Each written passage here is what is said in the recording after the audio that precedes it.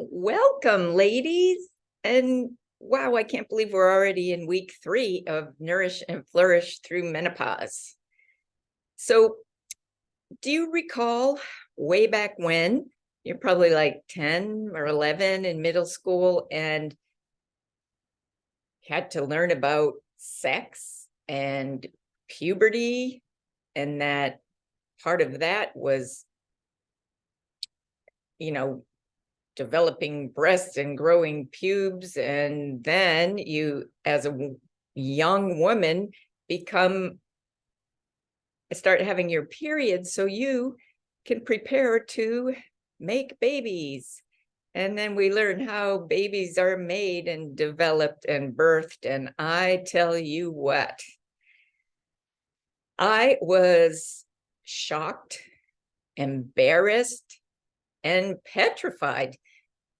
Like, I was just like, this is not happening to me. I don't want to grow up. I don't want to become a young woman. But as we know, these things do happen. But really, it was a shocker to me. My mother never spoke about that at all. And I did make it through puberty. And before I had my period, I did get up enough guts to ask my mother about it because I thought she would be mad at me. Because I just never knew about what kind of mood my mother was going to be in. But anyway, she said, "Oh, I guess it's time for some books." So she gave me the Life Cycle Library, which I'll probably remember to my deathbed.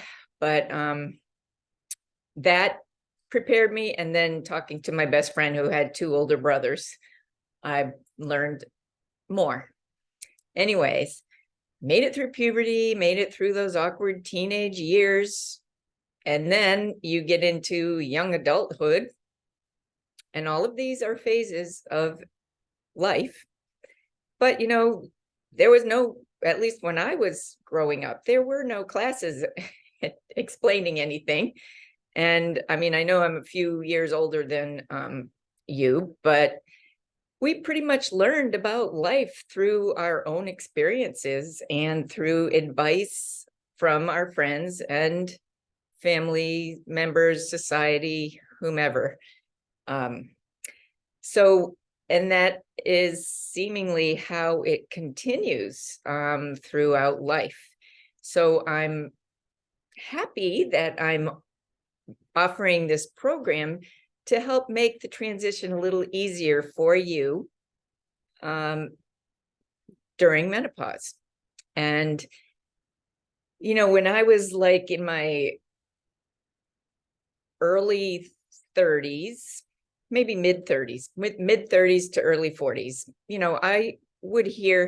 I was working in a family practice office, and my female doctor, who was awesome, who I worked with, she mostly dealt, the majority of her patients were women, and she did, female health. So I learned a lot about female health and menopause, etc. But, at that time, I really, I was just doing my job, and I would talk to women, but I never really was making a conscious effort in learning about menopause or anything, because my kids were school aged.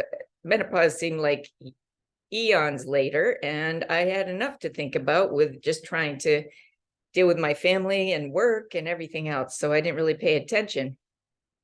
But then as it got closer to perimenopause and menopause, and I did start paying attention to, I knew a lot of women who were older, like I said, a lot of my patients, and then friends too.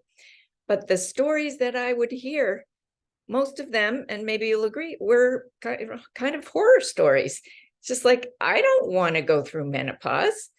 And, I and a lot of, I believe a lot of other women, they're not looking forward to it. They think, this is going to be the end of my life as I know it. I'm going to start becoming old. There goes my sex life. It's just an unknown and sort of scary time because it's not talked about. Although now I do see that there are celebrities like Oprah and Michelle Obama and Gwyneth Paltrow, and many others who are voicing how their menopause journey was, or being proactive about getting it out there that it is actually a phase of our lives. So, when we're in perimenopause and menopause, a lot of women who have had children are either close to becoming or already are empty nesters. When your grown young adults are away at school or have left home.